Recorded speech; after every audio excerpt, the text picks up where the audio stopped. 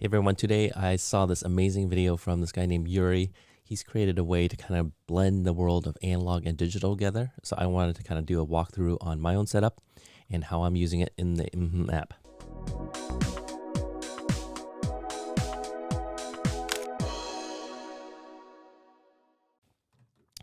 So let's kind of go through how the setup works. I have various components. I have a camera that's up there, and that camera's recording this space down here. I got a streaming webcam that's up here.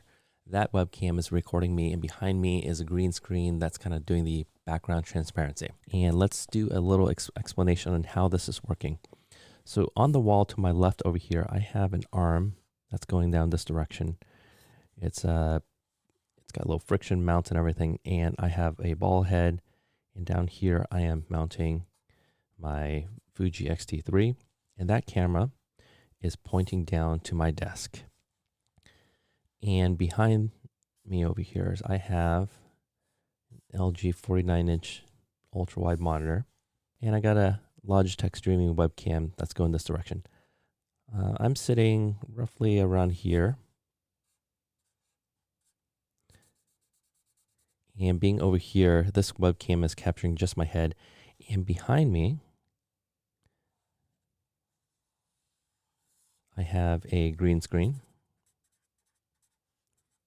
So mmHmm works best when there's a green screen that can kind of create that transparent background. And again, on the desktop, I'm using this little app called mmHmm. I'll leave a link to all this. And what I love about this app is what it does is it takes various different sources. So in this case, 2 camera sources, all my audio, puts it into a virtual webcam, and I can pump this into whatever tool, like I'm using Zoom, Teams, etc. And so at the desk right now, I'm at my desk. And at my desk on the surface, I have a sheet of paper, I got my notebook, got my coffee, all the good stuff here, and I can start interacting this way. So rather than simply presenting slides on a digital format, I'm now bringing in the analog world. So where we used to be able to sit in front of a whiteboard or sit together and sketch on paper, I can simulate that for the audience and for people I'm working with, or for the teams I'm working with right now. And so a few things that you might need to consider is a way to do overhead cam. And you need 2 sources. So in this case, this is my webcam, green screen, and then of course some paper and playing around with this. So let me know what you think. Would this work? Would you like this in your presentation? Okay, in the last video, we did a little review on an overhead setup and want to show bringing an analog into a digital world. I think what's equally important is working with audio. And as part of my goal in 2020 and 2021 in kind of improving the studio experience, I've been playing around a little bit more mics. And so this is the Electrovoice RE20. And if you're interested, this is a broadcast mic. It's a dynamic mic, meaning it needs to be powered via phantom power, and you really have to get really close. So if you're speaking out from here, you see if I'm speaking out from that direction, then the sound quality pickup is going to be pretty bad. And so if you don't care about having a mic in the frame, then a dynamic mic is actually not a bad solution. It's what radio broadcasters use, a lot of podcasters. And so today I'm going to be using 2 really popular ones. I think this is the less popular one, but it's a really high quality one. I enjoy this one. It continues to be my favorite. It's the Electrovoice RE20. And so I'm going to switch over to another studio broadcast mic that you see often, and that's the Shure SM7B. So this is the Shure SM7B. They call it the legendary mic. It's every podcaster. So you're starting to see everyone really have this one, and it's quite it's everywhere. If you're seeing it on visually, you'll see kind of this shape here. Like the rumors that Michael Jackson used this to record Billie Jean, I think. But it's a really, really good mic. I like this. And all this is actually going through the Rodecaster Pro, and I'm having that fed into the Blackmagic ATEM Mini, and it's being recorded there. It's just simplifying my workflow. I don't have to sync up 2 different audio tracks. And so there may be a little bit of discrepancy there, and YouTube compression is going to mess this all up anyways. So let's go back and forth a little bit, and you tell me which one you like a little bit more.